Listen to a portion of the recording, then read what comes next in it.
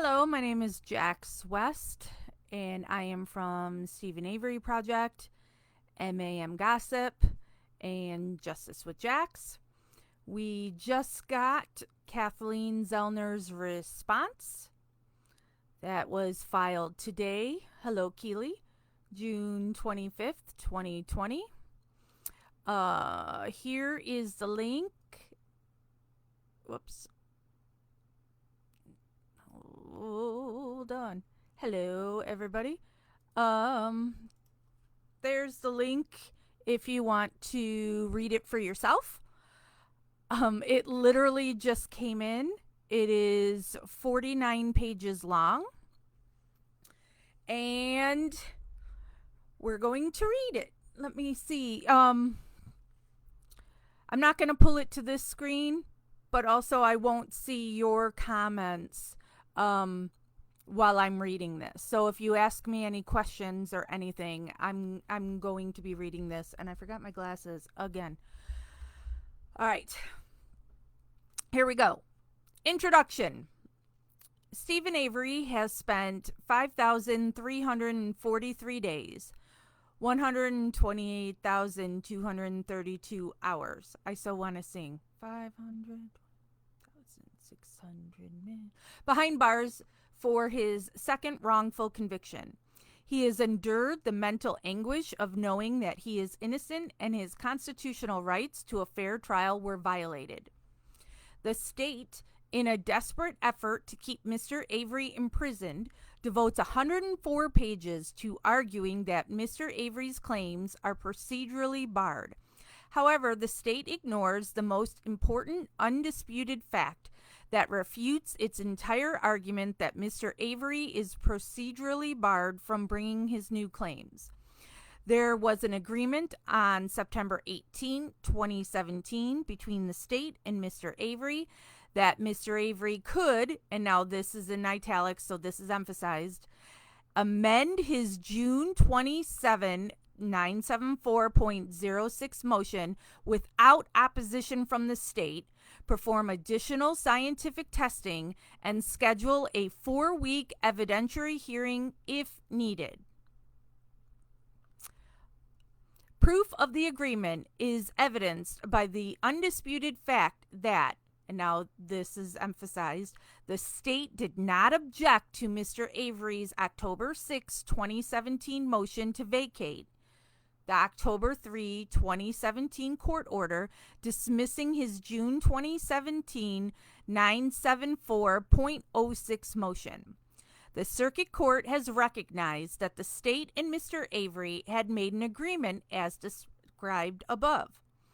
Because of the undisputed agreement between Mr. Avery and the state that he could amend his June 2017 974.06 motion, all the state's current arguments about Mr. Avery being procedurally barred and waived are waived, and the state should be stopped from raising the procedural bar arguments.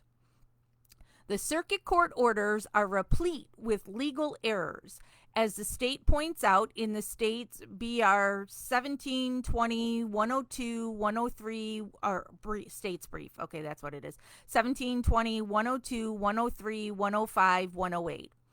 Because of its legal errors, the circuit court failed to address many of the issues Mr. Avery raised, so there is no record of those for this court to determine whether the circuit court erroneously exercised its discretion. In fact, it is an erroneous exercise of discretion to fail to exercise discretion over multiple issues. Alternatively, if this court engages with the state's arguments, Mr. Avery presents sufficient reasons why his claims are not procedurally barred, including the 2 supplements to his June 2017 974.06 motion allowed by this court, which conclusively defeat the state's claim that successive and not supplemental motions were filed. Additionally, Mr. Avery presents Brady and Youngblood claims discovered after his June 2017 974.06 motion and new evidence which are not procedurally barred. At trial, the state's primary witness, Bobby Dassey, this is my addition, the killer, committed perjury when he testified that Ms. Halbach never left the Avery property and that he was asleep when he was doing internet searches. He has a direct connection to the murder by his subsequent admissions, violent pornography, and word searches that reflect knowledge of the crime and the victim, motive and opportunity to commit the crime, and plant evidence against Mr. Avery, including bones from his burn barrel and blood from Mr. Avery's sink. Trial defense counsel failed to hire the necessary experts and failed to investigate and establish third-party suspects pursuant to State v. Denny, blah, blah, blah, blah, blah, blah, blah. Most importantly, the state's primary witness, Bobby. Prior post-conviction counsel was ineffective in all the same ways. Current post-conviction counsel has uncovered numerous Brady and Youngblood violations, the cumulative effect of which undermines confidence in the verdict. And then they cite Kyles versus Whitley. The state's brief fundamentally misunderstands the basic facts of the case, the law of the case effect of the supplements that this court allowed, the effect of the circuit court's legal errors, and the estoppel effect of the 2017 agreement between Mr. Avery and the state. And then the footnote on the bottom of this says, the state argues that Mr. Avery relies upon the incorrect standard of review for a trial court's rulings, state's brief 1, by using the term abuse of discretion. Wisconsin's change from abuse of discretion to erroneous exercise of discretion language is a distinction without a difference. As the court stated, quote, we are not changing the standard of review, just it says locution, but I don't know if that's supposed to be location, unquote. And then it cites Brookfield versus Milwaukee Metropolitan Sewerage District. Argument 1. The state is estopped from bringing procedural bar claims.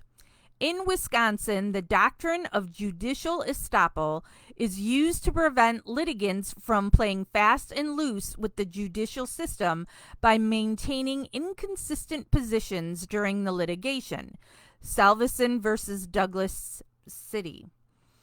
Specifically, judicial estoppel precludes a party from asserting a position in a legal proceeding and subsequently asserting an inconsistent position.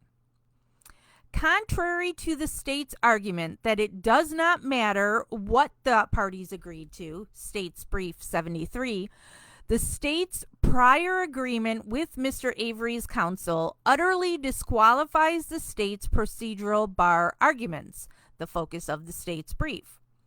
The state is estopped from entirely changing its position in arguing that Mr. Avery is procedurally barred from raising his claims after it agreed that Mr. Avery could amend his motion, conduct additional scientific testing, and, if needed, schedule a 4-week evidentiary hearing.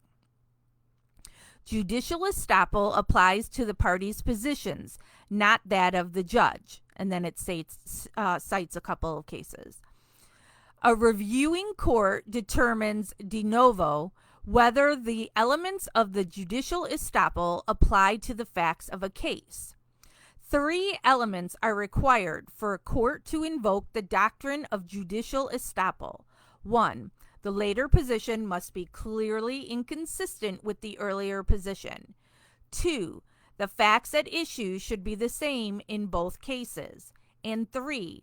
The party to be stopped must have convinced the first court to adopt its position. Mr. Avery meets all 3 elements for the following reasons. 1. The state's current position that Mr. Avery is procedurally barred is clearly inconsistent with the state's September 18, 2017 agreement with Mr. Avery that he could amend his petition. 2. The facts at issue are the same before this court and the circuit court. 3. The state, by not objecting to the existence of the agreement described in Mr. Avery's motion to vacate, convinced the circuit court that there was, in fact, an agreement. The state failed to object to Mr. Avery's motion to vacate. The state had the opportunity to object and failed to do so when Mr. Avery submitted his 974.06 motion to vacate on October 6, 2017, which described the agreement of amending his motion, conducting additional scientific testing, and scheduling a 4-week evidentiary hearing if necessary. If his motion for relief from judgment I totally should have put my glasses on. In his motion for relief from judgment, Mr. Avery specifically pled, quote, on October 6, 2017, current post-conviction defense counsel spoke to the prosecutors and informed them that this motion would be filed today to vacate the order. This motion has been presented to and reviewed by the prosecutors, and the prosecutors agreed to the factual accuracy of the representations regarding the content of the September 18, 2017 meeting made in this motion, unquote. When current post-conviction counsel asked whether the circuit court should immediately be informed of the agreement, Prosecutor Fallon stated that once he had finalized the scheduling of the RAV4 examination with law enforcement, a stipulated order could be presented to the circuit court, similar to the original stipulated order for independent scientific testing entered on November 23, 2016. Mr. Avery relied upon the agreement with the state and the state's request for additional time to schedule the testing of the RAV4. And there's a footnote on that, which says,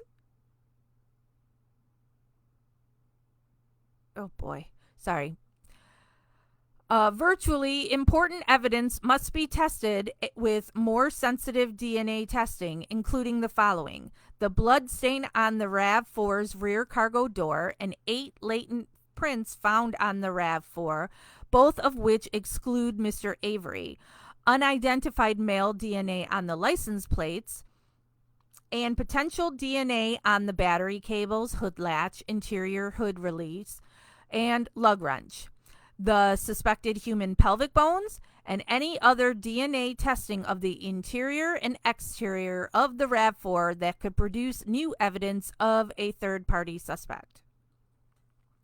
By not objecting to Mr. Avery's motion to vacate, the state has waived this argument on appeal.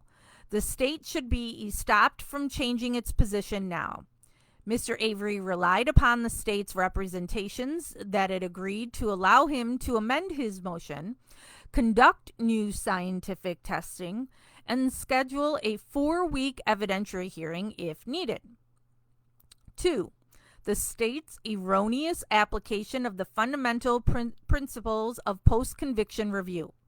Pleading standard. The state argues that Mr. Avery must affirmatively allege that his facts were sufficiently pled, which is not the actual standard. The proper standard is from State versus Allen, which Mr. Avery satisfied in his brief, even presenting a chart for greater clarity. Standard governing a petitioner's right to an evidentiary hearing. The state argues 13 times that Mr. Avery failed to prove his facts and disprove the state's case. But see State's Brief 23, conceding that, quote, an evidentiary hearing is a forum to prove factually supported claims, unquote. The standard is that the facts must be assumed to be true in determining whether to grant an evidentiary hearing. State versus Bentley. The state fails to assume Mr. Avery's facts are true as the standard requires. The state reverts to a sufficiently proven standard which does not exist. And then there's a footnote on that says the state relies on cases where the court conducted an evidentiary hearing, e.g., State versus Carter. Mr. Avery is not required to prove the facts supporting his claims before this court. The state's brief inadvertently concedes the need for a hearing by creating numerous factual disputes and arguing and weighing the evidence. See factual dispute chart infra. Ironically, the state uses the term conclusory 25 times in a conclusory fashion to describe Mr. Avery's arguments without explaining what a conclusory about them. Quote, a post-conviction movement need only provide sufficient objective factual assertions to be entitled to an evidentiary hearing. That is, a movement need not demonstrate theories of admissibility for every factual assertion he or she seeks to introduce, unquote. 3. Mr. Avery's claims are not procedurally barred. Mr. Avery is not procedurally barred by his 2013 Pro Se 974.06 motion. The state argues Mr. Avery failed to show sufficient reasons for not raising his June 2017 claims in his 2013 Pro Se motion, arguing that Mr. Avery's indigence and lack of legal training were not sufficient reasons. The state's brief claims, quote, Avery's assertion that he was incapable of recognizing and raising legal claims was demonstrably false. The circuit court remarked that Avery's pro se motion, quote, inner quote, recognized significant legal issues which the court, previously ruled on, unquote. However, the circuit court's recent opinion is disingenuous because the circuit court previously ruled that Mr. Avery's claims in his pro se motion were unsubstantiated, empty and without substance, completely meritless, bordering on frivolous, and wildly speculative. Miraculously, the state has transformed Mr. Avery into a legal scholar to serve its own purposes.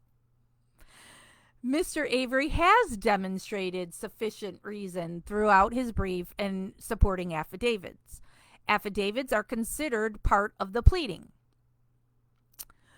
The Wisconsin Supreme Court found that an affidavit was not insufficient to make a valid claim for newly discovered evidence, reasoning that, quote, a movement need not demonstrate the admissibility of the facts asserted in the post-conviction motion, but rather must show sufficient objective material, factual assertions that, if true, would warrant the movement to relief, unquote. The state misinterprets Mr. Avery's argument to conclude that Mr. Avery's claims were available to him since 2013. In 2013, Mr. Avery lacked legal knowledge, had cognitive deficiencies, and had no way of knowing the factual and legal basis of the claims in the instant appeal. Mr. Avery's 2013 pro se motion demonstrates this, as none of his 11 issues were meritorious, or could have possibly raised the subsequently discovered Brady, Youngblood, new evidence, or ineffective assistance of counsel arguments. He had no way of acquiring knowledge of the factual or legal basis for his current claims. The state concedes that Mr. Avery's pursuit of his pro se petition was diligent, but he failed despite his diligence. The fact Mr. Avery, in 2013, was diligent despite the unavailability of the necessary information supports his position. See Williams versus Taylor, where the Supreme Court found that the habeas petitioner was entitled to an evidentiary hearing on a juror bias claim since he was diligent in his efforts to develop the facts. Because Williams was not on notice of the juror bias issue, the Supreme Court found that Williams did not fail in his duty of due diligence. The Supreme Court held that unless there is a lack of diligence or some greater fault attributable to the prisoner or the prisoner's counsel, a failure to develop the factual basis of claim is not established. Applying Williams, Mr. Avery did not fail to assert claims of which he had no notice. Further, as in Williams, Mr. Avery's claims were unavailable to him even if he did have legal knowledge because they were based on evidence withheld by Brady and Youngblood violations, discoverable by only expert examination and not pursued or recognized by his prior attorneys. Mr. Avery is a learning disabled, indigent prisoner. He simply could not have been aware of the factual basis of his claims. The Wisconsin Supreme Court has also found sufficient reason where the movement lacked factual awareness of the claim, State v. Allen. Even if Mr. Avery knew he needed experts, he could not persuade any experts to assist him. Therefore, he could not have known that the blood had been selectively planted in the RAV4. The bullet fragment FL had wood and not bone embedded in it. The hood latch swab never swabbed a hood latch. Ms. Hallback's subkey could not have fallen from the bookcase, and the subsequent discovery of numerous Brady and Youngblood violations. Mr. Avery wrote to dozens of attorneys, all of whom rejected his requests after his direct appeal was denied. Mr. Avery also wrote to laboratories that would not respond unless he had an attorney. Mr. Avery described the impossibility of his efforts to get experts due to his pro se status, not lack of awareness that he needed them. The circuit court should have granted an evidentiary hearing on Mr. Avery's allegation that he lacked the factual basis in 2013 to make the current claims. Significantly, the state ignores State v. Anderson, which Mr. Avery relied upon in his June 2017 974.06 motion. In Anderson, the defendant, like Mr. Avery, argued that his cognitive deficiencies provided a sufficient reason for not raising certain claims prior to his 974.06 motion. The court was skeptical of Anderson's claims regarding his disability, but the court assumed Anderson's disabilities exceeded his failure to raise the claims earlier. Mr. Avery is not barred from raising his claims because he raised several sufficient reasons, including his cognitive deficiencies, impossibility of hiring experts, and lack of factual and legal awareness, for explaining why he could not raise his claims in his 2013 motion. The circuit court failed to rule on prior post-conviction counsel's ineffectiveness.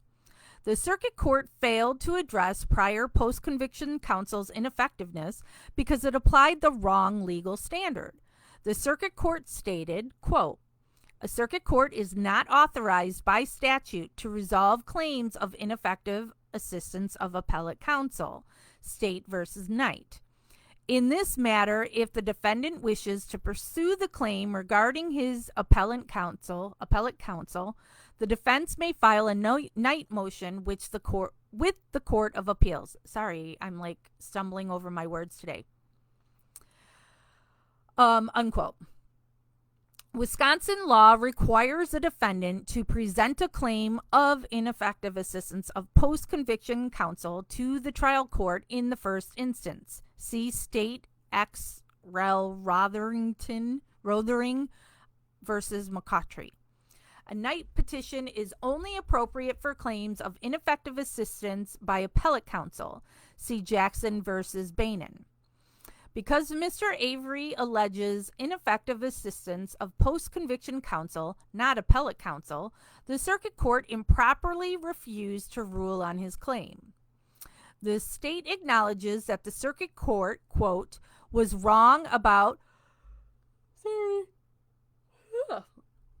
the law on post-conviction procedure, unquote, because it, quote, confused the procedure for raising ineffective assistance of post-conviction counsel with the procedure for raising ineffective assistance of appellate counsel when rejecting this claim, unquote. However, the state argues that if the trial court reaches the proper result for the wrong reason, it will be affirmed, citing State versus Holt. Holt is distinguishable from this case. Holt involved the trial court's decision to deny a jury instruction. The appellate court found that the trial court's refusal to give the instruction was proper, even though the trial court's reasoning was incorrect. Unlike Holt, where the record was sufficient to resolve the issue, in Mr. Avery's case, there is no underlying record of discretionary decision to review because the circuit court failed to rule on the issue. Because the circuit court applied the wrong standard and believed that the appellate court had to address the ineffective of prior post-conviction counsel, it did not evaluate the substance of the claim nor create a record for the court's review. Stated differently, the record lacks any discretionary decision for this court to review. Later versus Lupachenko. In Later, the appellate court remanded an issue for an evidentiary hearing because the circuit court failed to make a discretionary decision. So there was no record or decision for the appellate court to review. In Mr. Avery's case, in addition to failing to create a record for this court to review, the circuit court abused its discretion by refusing to rule on his ineffective assistance claim. Quote, "The failure to exercise discretion is an abuse of discretion," unquote. McCleary versus State. In State versus Kunze, when faced with a similar legal error by the trial court that resulted in no record for appellate review, the court held, quote, "If the circuit court is able to conduct an adequate retrospective hearing, it shall do so, ... unquote. Therefore, in the instant case, the court must hold an evidentiary hearing about the allegations of prior post-conviction counsel's ineffectiveness. Mr. Avery pled sufficient reasons for failing to raise prior post-conviction counsel's ineffectiveness in his pro se motion. The state argues Mr. Avery fails to establish a sufficient reason for not including his current ineffective assistance of prior post-conviction counsel claim in his pro se direct appeal. Mr. Avery not only alleged a reason, he has demonstrated a sufficient reason consistent with Wisconsin Statute 974.06 and State versus Escalona Naranjo. What constitutes a sufficient reason pursuant to Wisconsin Statute 974.06 is determined on a case-by-case basis. The Wisconsin Supreme Court has held that ineffective assistance of post-conviction counsel may constitute a sufficient reason. State versus Romero Georgiana. Mr. Avery's pleading alleged sufficient facts for his claim of prior post-conviction counsel's ineffectiveness. Mr. Avery alleged sufficient facts about prior post-conviction counsel's ineffective failure to hire experts, conduct a significant investigation, or review discovery regarding potential third-party Denny suspects to warrant an evidentiary hearing. Clearly, prior post-conviction counsel recognized the need for experts on Mr. Avery's behalf because they asked the court for an extension to retain experts, stating, quote, "Counsel would be remiss if they did not consult with scientific experts on matters beyond their own knowledge and expertise, just as counsel would fail to satisfy their ethical obligations if they did not pursue potential leads for post-conviction relief," unquote. Despite recognizing the need, prior post-conviction counsel did not retain any experts. The pivotal question is whether Mr. Avery's 974.06 motion is sufficient to entitle him to an evidentiary hearing where he would have the opportunity to show that his trial in prior post-conviction attorneys Sorry, since I'm reading without my glasses, I'm starting to yawn a lot.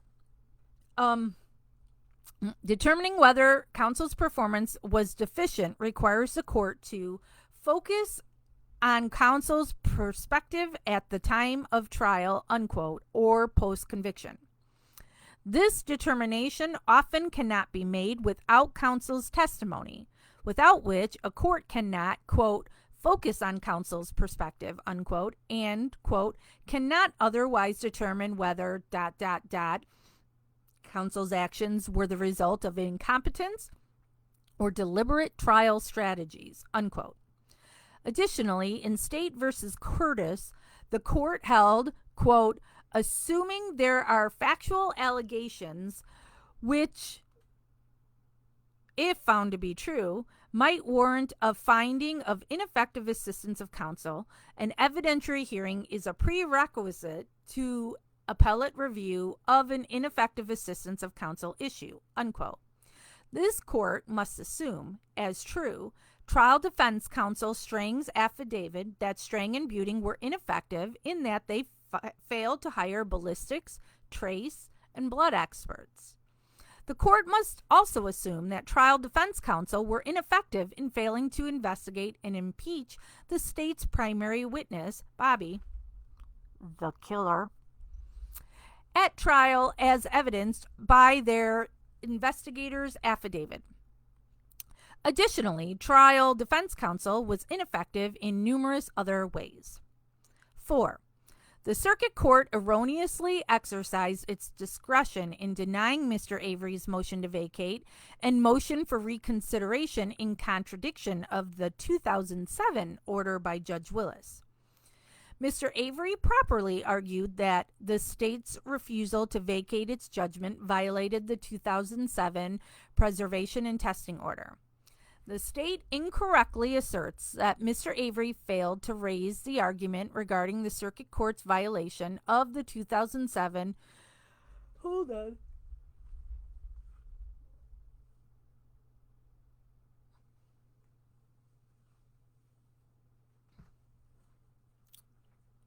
I'm under my air conditioner vent, and now I'm starting to get really cold. Okay. The state incorrectly asserts that Mr. Avery failed to raise the argument regarding the circuit court's violation of the 2007 preservation and testing order, claiming, quote, this argument appeared in none of Avery's motions to the circuit court, unquote. However, it did. In his second amended supplement to his motion for reconsideration, Mr. Avery pled, quote, the effect of the court's failure to vacate its October 3, 2017 ruling is that it has unilaterally blocked all future scientific testing in the Avery case in direct contravention of the April 4, 2007 order entered by Judge Willis, unquote. The state cites Shanchek versus Pakar Inc. Shanchek is in a posit as it is not a post-conviction case, rather a products liability case in which a defendant manufacturer failed to mention even once that the plaintiff violated a Wisconsin statute until his appeal. Mr. Avery's newly discovered evidence in his motion for reconsideration.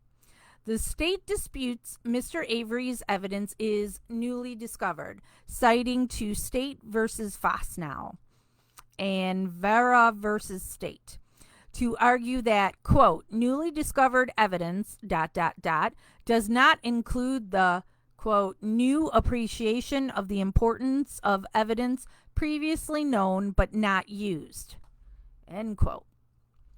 In Fosnow, the defendant's new diagnosis was merely the new interpretation of existing evidence.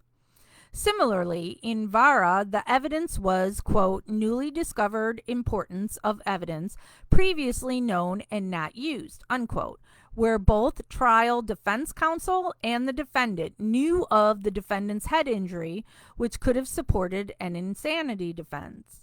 Both cases are in a posit because Mr. Avery's newly discovered evidence does not consist of already known facts. Rather, post-trial experts revealed facts that were unavailable at trial.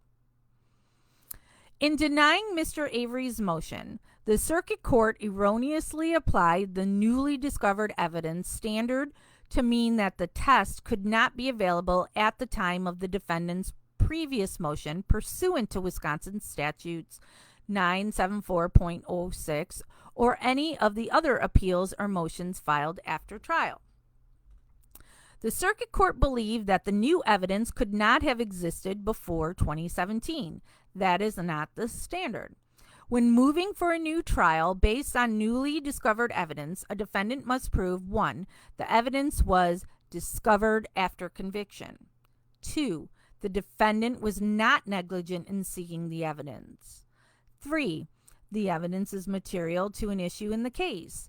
And 4. The evidence is not merely cumulative. State versus McCollum.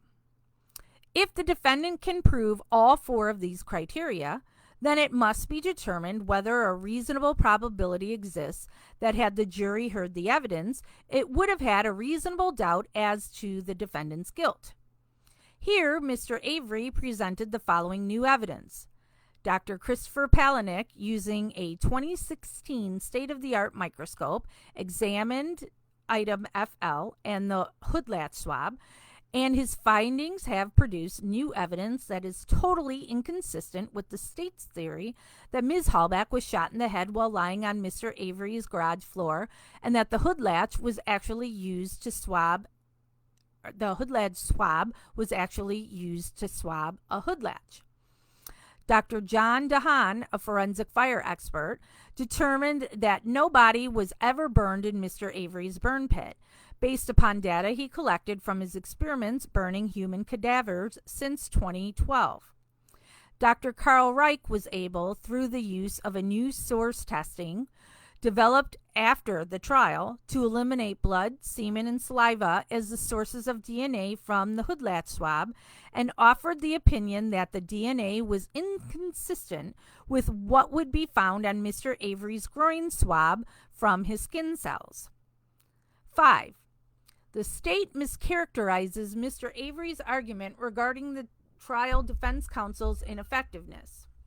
The state mischaracterizes Mr. Avery's argument that trial defense counsel was ineffective, stating, quote, "In a nutshell, Avery argued in his June 2017 motion that Strang and Buting were ineffective because Avery believes he could have prevailed at trial if Strang and Buting had presented his planted evidence defense in the manner current post-conviction counsel formulated. Mr. Avery never argued that trial defense counsel," there was unquote there. Mr. Avery never argued that defense trial counsel was ineffective for failing to present his planted evidence defense.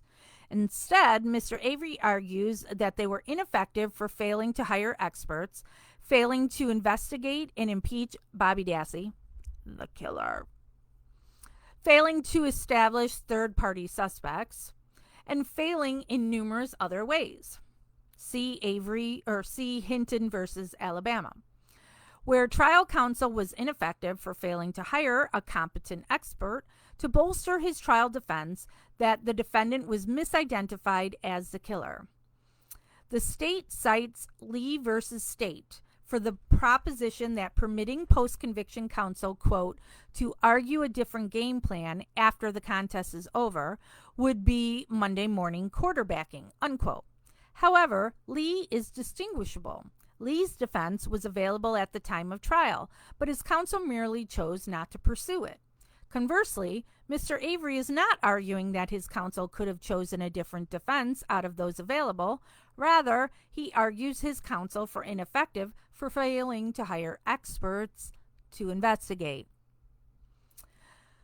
The state again misstates Mr. Avery's argument by claiming that Mr. Avery is contending that trial defense counsel should have hired his specific current experts, when Mr. Avery actually argues that trial defense counsel was ineffective for failing to hire experts in these specific areas of expertise: blood splatter, blood spatter, DNA, trace, ballistics, police procedure, forensic fire, and anthropology with kerf mark specialization. Mr. Avery never argued that trial defense counsel should have hired his specific experts. Instead, Mr. Avery argues that trial defense counsel was ineffective for failing to hire experts. Footnote: the state claims Wisconsin has never found that a police procedure expert is admissible. However, Greg McCrary has been admitted by the, and then the rest isn't there. I don't know. Okay, here it is. Seventh Circuit as a police procedure expert in Jimenez versus City of Chicago. Besides this, the state grossly mischaracterizes Mr. Avery's ineffective assistance of counsel argument as being, quote, that the quantity testing results were both newly discovered evidence and that Strang and Buting were ineffective for failing to present them, unquote. The newly discovered evidence supports Mr. Avery's argument that trial defense counsel failed to present an expert to establish that law enforcement planted Mr. Avery's DNA on the subkey. The reason trial defense counsel did not discover this evidence was their failure to hire experts, which trial defense counsel admits. Thus, the state cannot, even by misstating Mr. Avery's whole argument, rebut trial defense counsel's ineffectiveness. 6. Mr. Avery's Brady and Youngblood claims are not barred because they were raised in supplemental motions. The state claims that Mr. Avery's motions are successive. However, per the appellate court's orders, Mr. Avery's motions are supplemental motions. And blah, blah, blah. The law of the case doctrine is a, quote, long-standing rule that a decision on a legal issue by an appellate court establishes the law of the case, which must be followed in all subsequent proceedings in the trial court or on later appeal, unquote. Even so, the state accuses Mr. Avery of filing in a piecemeal fashion. Filing under the same case number is, by nature, not piecemeal litigation. Mr. Avery's motions and supplements were all filed under the same case number and are simply a continuation of the same proceeding. Issue preclusion doctrines are inappropriate where the record reflects that the petitioner is diligently pursuing his claims and supporting facts in his first meaningful post-conviction review. Holding that abuse of the writ doctrines have no application in a first habeas corpus proceedings. And Williams, holding that a prisoner who acts diligently to pursue his claims has not failed to preserve his right to a hearing on his claims.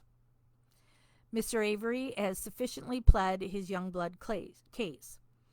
Even though it is undisputed that the state violated the notice requirement of Wisconsin Statute 968.205 on evidence preservation, the state claims that Mr.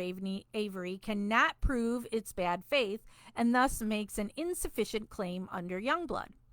The argument that Mr. Avery alleges a statutory claim overlooks that Mr. Avery only uses the violation of this statute to show the state's bad faith in breaching its duty of service, or duty of notice.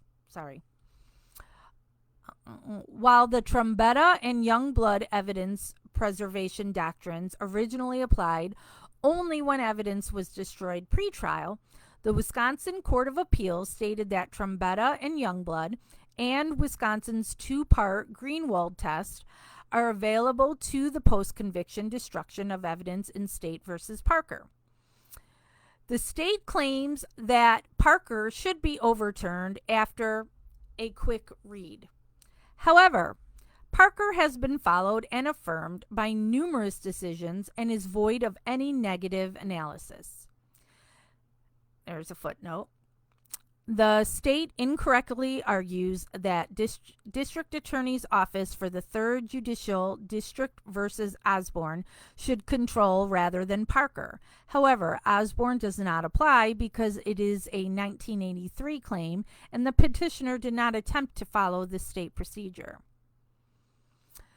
Therefore, the state's argument is devoid of any rationale for overturning this court's prior decision. The bone fragments recovered from the gravel pit constitute apparent or potentially exculpatory evidence. The state misconstrues the apparent or potential exculpatory nature of the Manitowoc County gravel pit bone fragments. Mr. Avery presented the affidavit of Dr. DeHaan that Ms. Halbach did not burn in Mr. Avery's burn pit and her bones were planted there. Dr. DeHaan opined that Ms. Halbach was burned in a burn barrel, and it is undisputed that larger human bones were found in the Dassey burn barrel. A human scapula, portions of a spinal column, metacarpals, and long bone fragments. The Dassey burn barrel bones had cut marks. The gravel pit bones had cut marks. By destroying the gravel pit bones, the state prevented Dr. Symes, Mr. Avery's expert, from matching the cut marks between the burn barrel and gravel pit, thereby establishing that the Dassey burn barrel was the primary burn site. This evidence would establish a direct connection between the Dassey burn barrel, the mutilation of Ms. Halbach, and the subsequent planting of bones in Mr. Avery's burn pit. Clearly, the killer performed all these tasks. Dr. DeHaan ruled out tires as the accelerant. Dr. Eisenberg claimed that she detected the odor of a flammable liquid and not burned rubber from the bones in the Dassey barrel, which the state claimed was the accelerant used by Mr. Avery. Mr. Avery was deprived of the opportunity to link the gravel pit bones accelerant to the Dassey burn barrel bones. The evidence against Bobby, the killer, of motive and opportunity is apparent. Additionally, if the gravel pit and Dassey burn barrel bones had been linked, the state's star witness would be converted into the primary suspect. Dr. DeHaan opines that the bones in Mr. Avery's burn pit were planted after being burned in a burn barrel.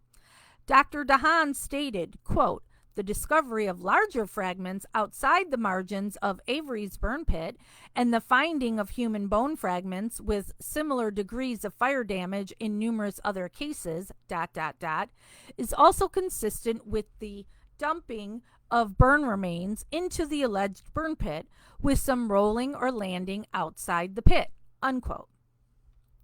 If Mr. Avery establishes in an evidentiary hearing that the primary burn site was the Dassey burn barrel and the bones from that barrel were planted in Mr. Avery's burn pit, that evidence would be potentially exculpatory and would undermine confidence in his verdict. Mr. Avery has established that the state acted in bad faith. Quote, "Bad faith can be shown by proof of an official animus or a conscious effort to suppress exculpatory evidence," unquote. Further, quote, "Under certain circumstances, it is permissible to draw an adverse inference against the government when it destroys evidence," unquote.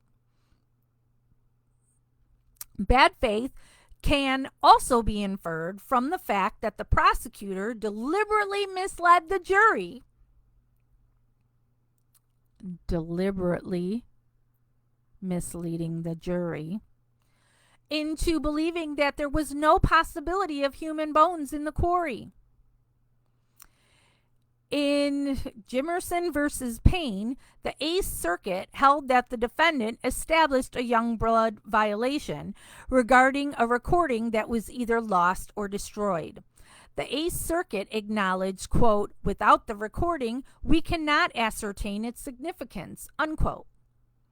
However, the fact that it existed and the state failed to disclose it demonstrated a, quote, conscious effort to suppress evidence," unquote. The reasoning in Jimerson should be applied to Mr. Avery's case to find that the bad faith element has been satisfied because the prosecutor deliberately failed to preserve relevant evidence. 7. Because Mr. Avery's factual allegations must be assumed as true, he is entitled to an evidentiary hearing. Mr. Avery's motion for relief was filed pursuant to Wisconsin Statute 974.06, which requires a hearing unless the motion in the files and records of the action conclusively show that the person is entitled to no relief. The statute requires that the circuit court hold an evidentiary hearing when the movement states sufficient material facts that, if true, would entitle the defendant to relief. In making this determination, the court must assume the facts alleged are true. Even if the facts assumed to be true seem questionable in their believability, the circuit court must hold a hearing. Further, factual disputes may only be resolved at an evidentiary hearing. The following chart illustrates the facts that must be assumed as true for Mr. Avery and the factual disputes raised by the state which necessitate an evidentiary hearing. So there's 3 sections in this chart. Topic, facts assumed to be true, state's dispute of Mr. Avery's facts. First section is Brady violations. Topic, Romlo affidavit, RAV4 planted. Facts assumed to be true. Mr. Romlo affidavit is true, and Mr. Romlo saw the RAV4 on November 4, 2005, illustrating that it was planted, and the state's theory that the RAV4 never left the Avery property is demonstrably false.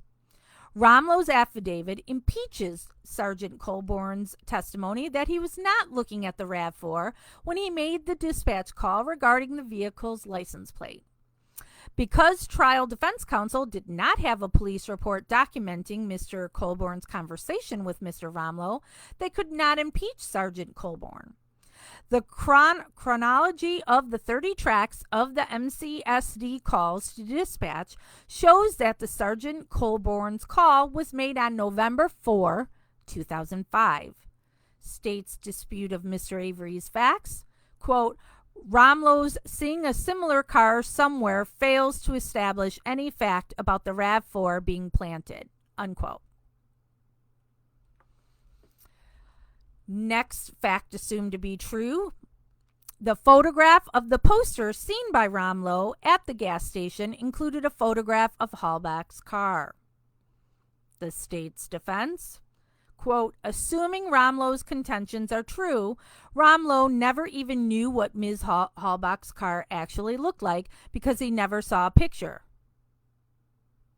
He's so dumb. All right, so next topic is Radant affidavit, RAV4 planted. The Radant affidavit is true. The Department of Justice agents knew that the RAV4 was planted on the Avery property. The state's defense, quote, Avery does not say who Radant had this conversation with, when it occurred, what the context was, what was this person's belief, what this person's belief was based on, or why Radant did not tell trial counsel or anyone else about it in the 12 years between trial and his affidavit, unquote. The next fact is, quote, Mr. Radant affidavit contradicts the state's representation to the jury that the Avery property was inaccessible from the Radant pit. The state's excuse, quote, there was a 20-foot berm separating Avery's trailer from access to the rest of the salvage yard in the Radant pit. Next subject. Flyover video, RAV4 planted after 11/4/2005. Fact. The flyover video was deliberately edited to conceal that the RAV4 was not present on the Avery property on November 4, 2005. Quote, on November 4, 2005, Wendy Baldwin and CCSD Sheriff Jerry Pagel conducted a flyover searching for the RAV4. They were in the air for around 4 hours, yet produced only 3 minutes of flyover footage. Prosecutor Kratz made a material admission when he told the jury that the RAV4 was not visible in the flyover video, unquote. The state's lies, quote, Avery's claim that the flyover video was edited was utterly devoid of facts and relied wholly on Avery's speculation that more footage must have existed because the prosecutor said the RAV4 was not visible on the video and the flyover produced only 3 minutes of footage, unquote. A credibility determination must be made of, this is fact, sorry. Credibility determination must be made of the Kratz statement that the vehicle was not present. Next topic, zipper answering machine. Ms. Halbach killed after she left the Avery salvage yard. Facts. The zipper voicemail was concealed because it demonstrated that Ms. Halbach's final stop was the zippers and not the Averys. Quote, the contents of the zipper voicemail may have contradicted the timeline established by the state that Ms. Halbach's last stop was the Avery salvage yard, unquote. Ms. Zipper testified at trial that Ms. Halbach arrived at their property at 3 p.m. The state placed Ms. Halbach at the Avery property at approximately 2:30 p.m. The state's lies. Nothing about Halbach leaving a voicemail at 2:12 p.m. stating that she can't find the zipper's house, but then later arriving at 3 p.m. does anything to, quote, contradict the timeline established by the state, unquote. Next topic. Heidel's affidavit. Ms. Halbach's day planner was in the RAV4 on 10/31/2005 and then in the possession of Ryan Hilgas. Facts. Ryan Hilgas is established as a third-party Denny suspect because he was in possession of Ms. Halbach's day planner. State says there is no proof that this was Ms. Halbach's day planner. Next topic, Detective Veli's CD. Detective Veli's CD contained new material evidence that had been previously concealed from prior counsel. The, quote, the forensic findings and opinions of Dr. Veli were entirely contained on the CD in his final report and not on the 7 DVDs, unquote. The CD contained recovered pornography. Bobbies. Quote, the 7 DVDs did not contain the results of Detective Veli's unique search terms found exclusively on the CD. Those search results are as follows. 2,632 search results for the terms blood, 1, body, 2,083, bondage, 3, bullet, 10, cement, 23, DNA, 3, fire, 51, gas, 50, gun, 75, handcuff, 2, journal, 106, MySpace, 61, news, 54, RAV, 74, stab, 32, throat, 2, and tires, 2. State's bullshit. Quote, Avery does not point to items of evidence he did not have that were on the Veli CD, but not the hard drive. He just complains that he could not have guessed what search terms Veli used during his examination, unquote. Next topic. Impeachment of Bobby Dassey's trial testimony. And there's a footnote on that says Wisconsin statute 904.04 provides that, quote, evidence of other crimes and or wrongs and or acts when offered as proof of motive, opportunity, intent, preparation, plan, knowledge, identity, or absence of mistake or accident, unquote, is admissible. The court in Dressler versus McCautry held that the acts admitted pursuant to this section were the defendant's possession of the pornographic videotapes and pictures. Bobby's. Bobby committed perjury at Mr. Avery's trial when he testified that he never saw Ms. Halbach leave the Avery property. State's bullshit. Quote, Avery fails to explain why a single statement from Brian to the police that Bobby saw Halbach leave the property would have tipped the scales when the wealth of other evidence pointed at Avery and when the jury already heard multiple other accounts that conflicted with Bobby Dassey's testimony. Unquote. Back to a fact. This CD contained exculpatory material evidence that was directly relevant to the credibility of Bobby, the killer, and would have allowed trial defense counsel to allege Bobby, the killer, committed the crime, and the state's failure to disclose it violated Mr. Avery's due process right to a fair trial. Only Bobby, the killer, had access to the computer during the day on the weekdays when the violent pornography searches were conducted. Bobby's trial testimony that he was asleep from 6:30 a.m. to 2:30 p.m. was contradicted by current post-conviction counsel's expert, Mr. Hunt, who found that Bobby, say it with me, the killer, accessed the computer 6 times during that time frame.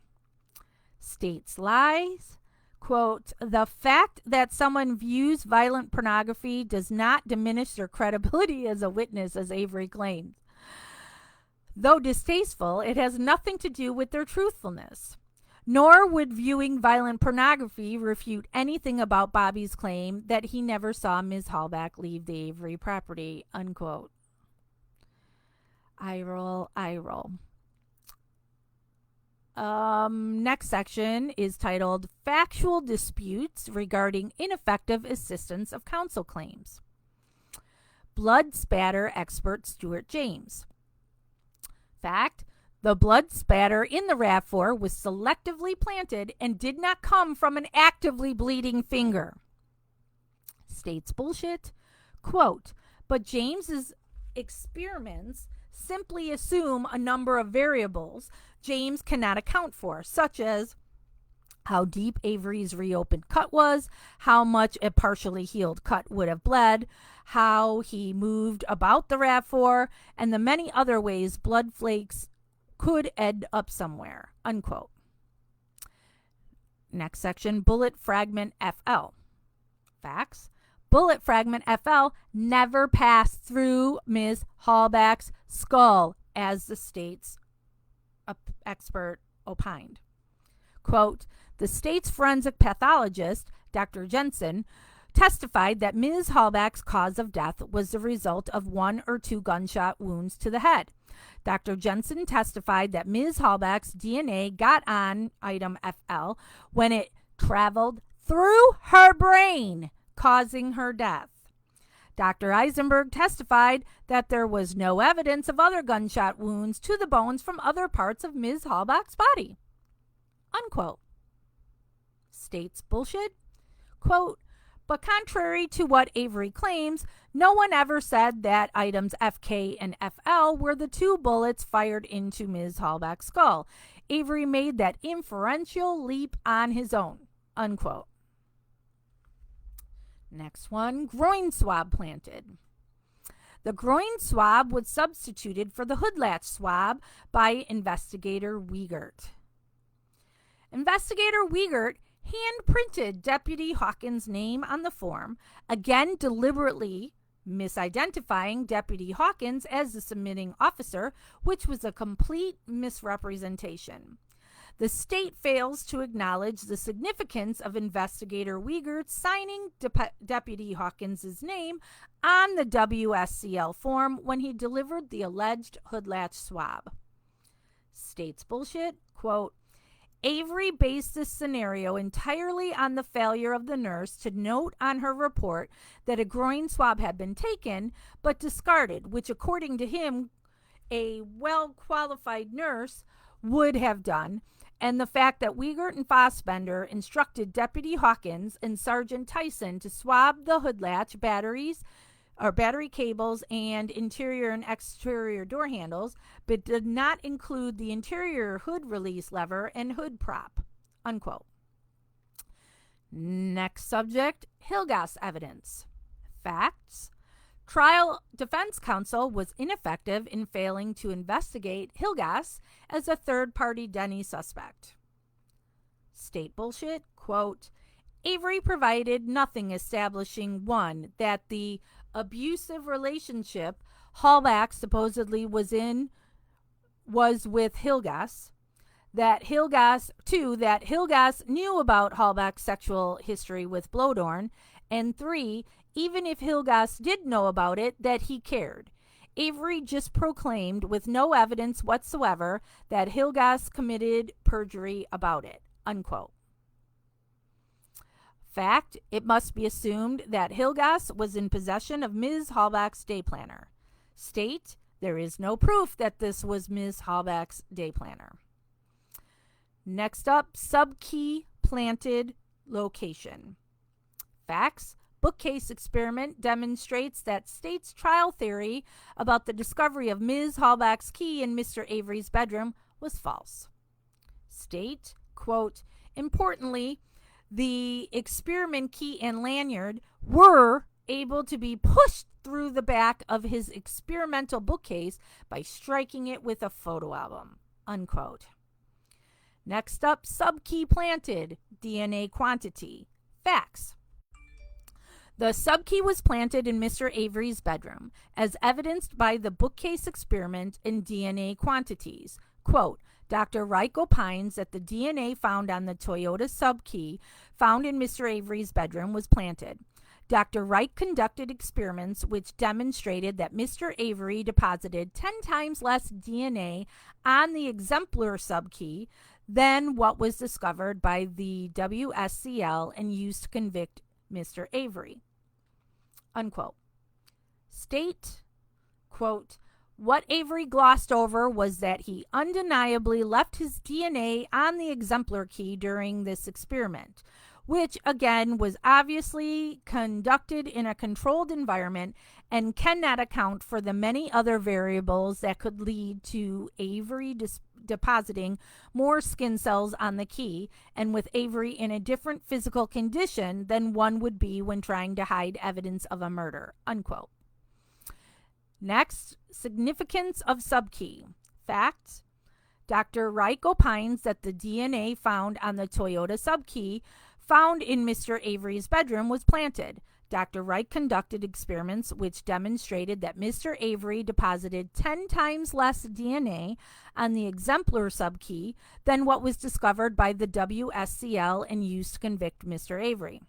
States bullshit. Quote, second, like his hood latch experiment, Avery's experiment holding an exemplar key bolsters rather than weakens the state's case, unquote. Next, electronic devices planted.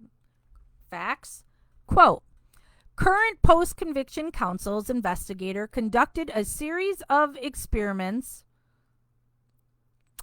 refuting Mr. Fabian's trial testimony that on October 31, 2005, he was in the vicinity of Mr. Avery's burn barrel and smelled the distinct odor of burning plastic coming from Mr. Avery's burn barrel, unquote.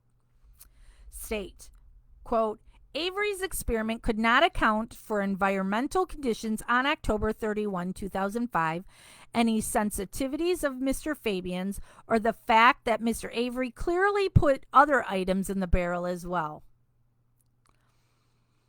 Next section is Youngblood violations. First up, destruction of the bones.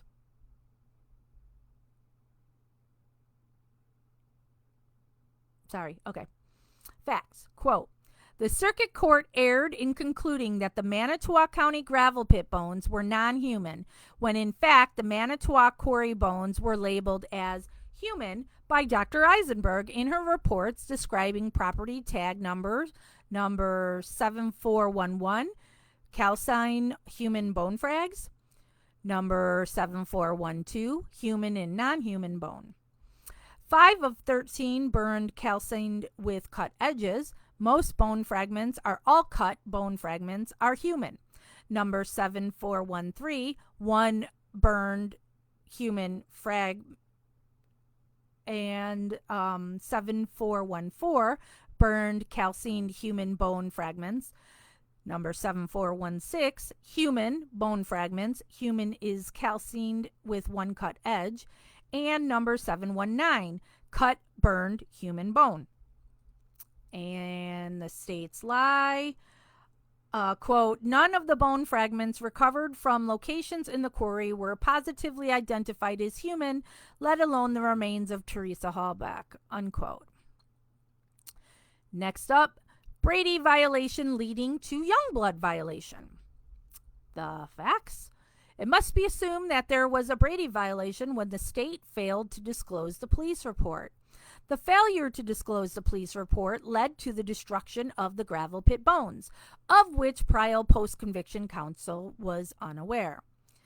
There must be an evidentiary hearing to determine whether prior post-conviction counsel knew of the specific bone fragments that were given to the Halbach family.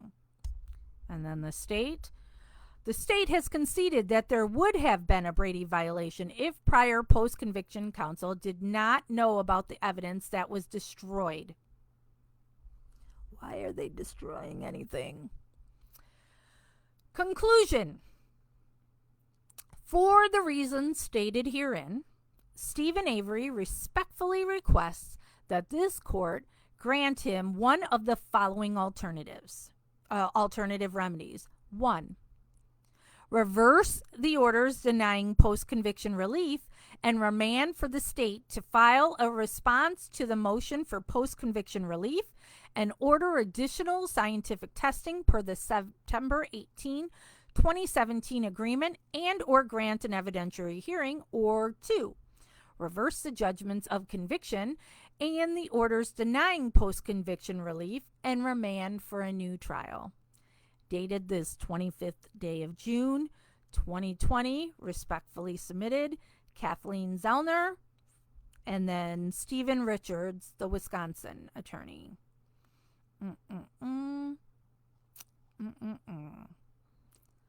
So there you go. That is it in its entirety. Let me again post here at the end of this. This is the link to where you can read this yourself on Kathleen Zellner's website.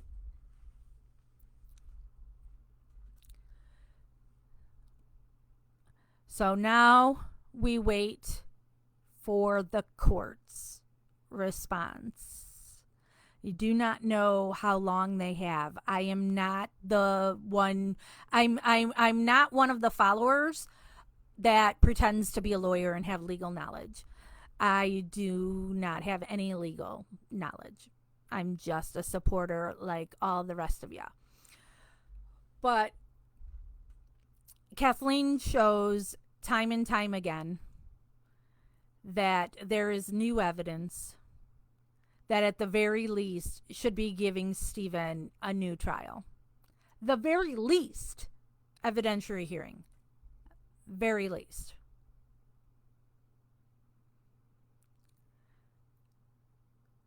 My thoughts, Rachel? The half full, half empty me argues in my brain. I get very pessimistic because we see how corrupt our system is and how long Stephen has been held and what law enforcement has done to get him there. So I have zero faith, especially in the Wisconsin judges, to rule the way they should. But Kathleen puts it all out there. It's there. She has everything. There is everything there saying that, as I said, at the very least, Stephen should be getting an evidentiary hearing. We all know the gate should be open and Stephen should be able to just walk home right now and now owns Wisconsin. You know, I always joked with Steven that they'll rename Wisconsin Averyland. You know, he should be out. You know, get out of jail free and get kabillions of dollars. But the system is horrible. And the way that you have to have a prior case that is along the same lines as yours, that you have to show that to prove you should get out, I hate it. I hate it all. We know that Bobby lied. We know Fassbender and Wiegert lied. We know, if you've been listening with us to the Brendan Dassey jail calls, that they questioned him for quite some time before turning on a recording. That they were telling Brendan what to say, and once that's done, then they hit record to get Brendan's coerced confession. We know that Kratz is telling people that she was shot in the head. But now we know from new evidence that wasn't had then. So you can't say that Strang and Buting didn't just use it. They didn't have it because they didn't have the experts. That's their ineffective assistance of counsel, that they did not get the experts to show that there is no Teresa Halbach on the bullet. There's wood and red paint. And imagine that. Steven's garage is red. And that the man who actually owned that gun, that Glenfield rifle, Raleigh Johnson, testified that he used to shoot at the garage all the time.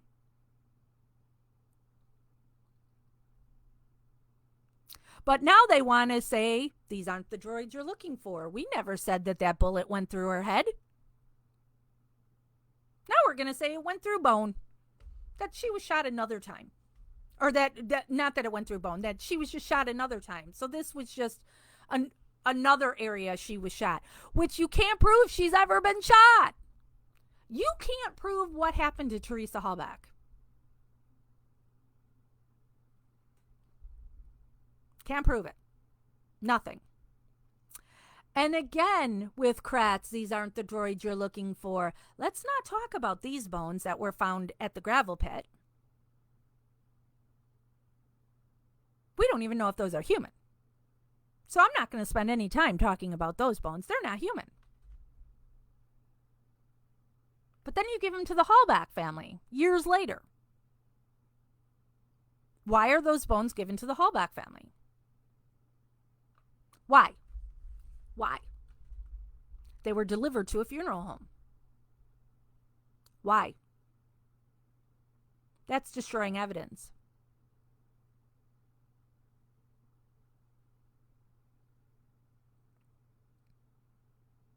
There's proof that nothing was burned in Steven's burn barrel. It was burned in the Dassey burn barrel. And then things planted. Proven. What's the motive? What's the motive?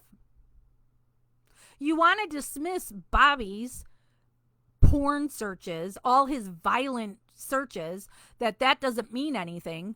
What's your proof of Steven? Oh, that he had pink furry handcuffs? Is that your proof?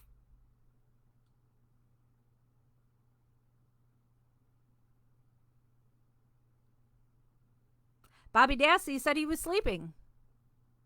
It's proof he was on the internet. Nobody else is at home. They're at work or at school. He's the only one there. He works at night.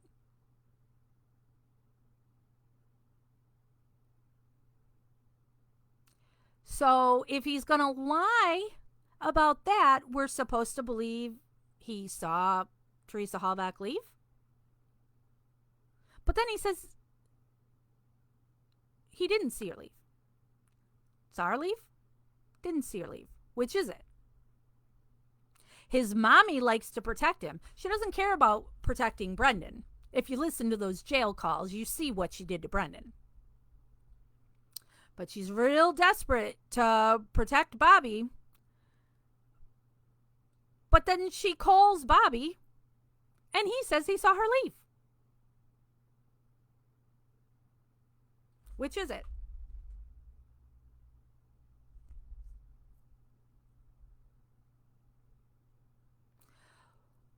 Why can't he get another trial? Why all this judicial bullshit? There is new evidence. He was never given a fair trial, ever. There was no way Stephen was ever going to be found out guilty when you plant two people on his jury that worked for the Manitowoc Sheriff's Department or were married to somebody who did. Having Carl Wardsman be part of Stephen's jury should be a mistrial in itself. How is that guy even in the jury pool? I understand that they only have so many strikes. But this guy shouldn't even be allowed in the jury pool when he works for, not only is he a community service officer for the Manitowoc County Sheriff's Department, but his son is a deputy. Never getting a fair trial. Never. So don't tell me he was convicted of a jury of his peers. Jury doesn't have all the evidence, and the jury was being intimidated by Carl Wardsman.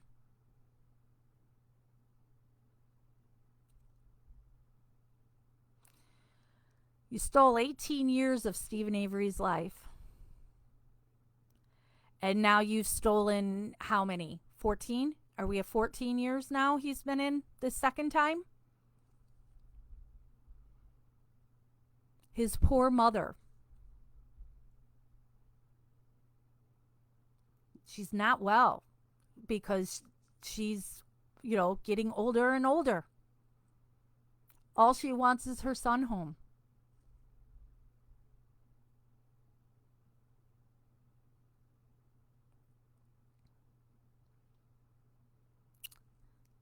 Colborne lied. He was looking at that RAV4 when he called in those plates. On a cell phone and on a police radio. Colborne lied. He talked to Romlo.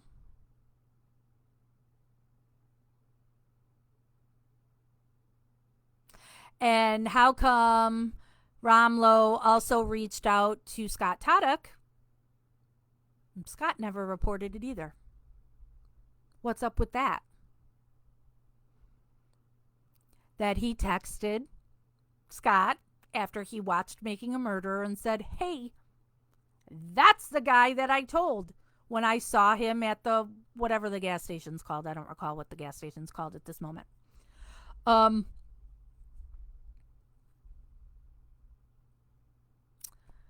So you have all these lies.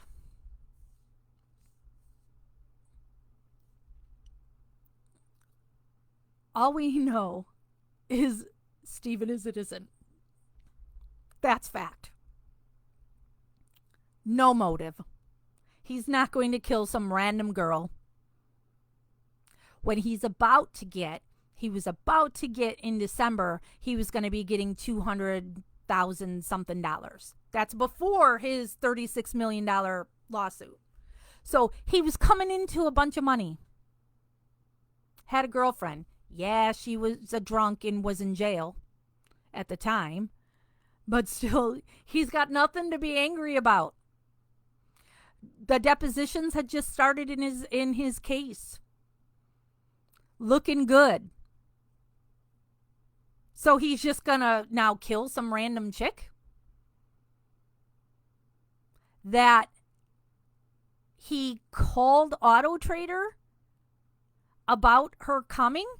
So he's gonna have, so you're gonna set an appointment to murder some girl? No. No motive. No proof. The only evidence you have, the state has, is their planted bullshit and Brendan's coerced confession.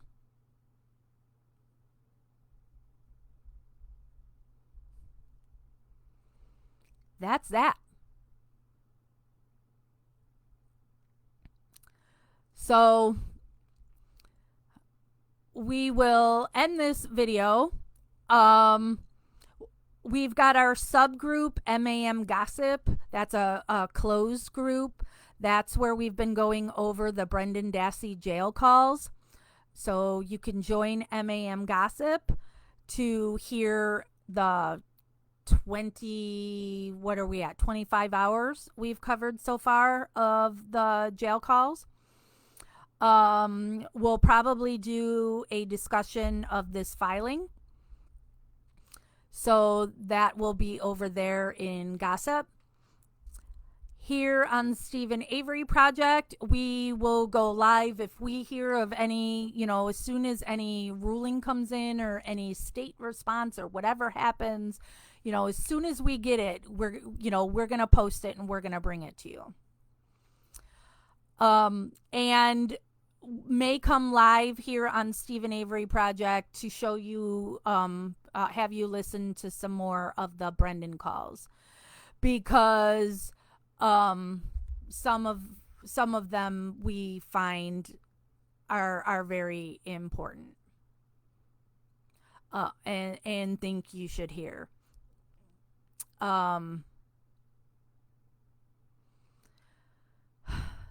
But I'll just leave you with, again, here at Stephen Avery Project, we know Stephen Avery is innocent of the alleged Teresa Halbach murder. And yes, I use alleged because don't know what happened to her. But it's Bobby Dassey who did whatever it is to her, with an assist from Scott Toddick. Debbie, I won't be on Gossip today. I'll probably go on Gossip sometime tomorrow.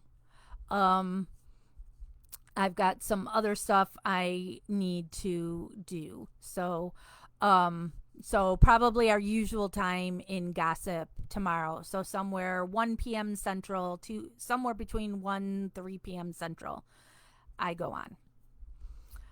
All right. I'm not a legal mind. I thought this brief was very good, but my opinion means shit. We just need, we need the judge.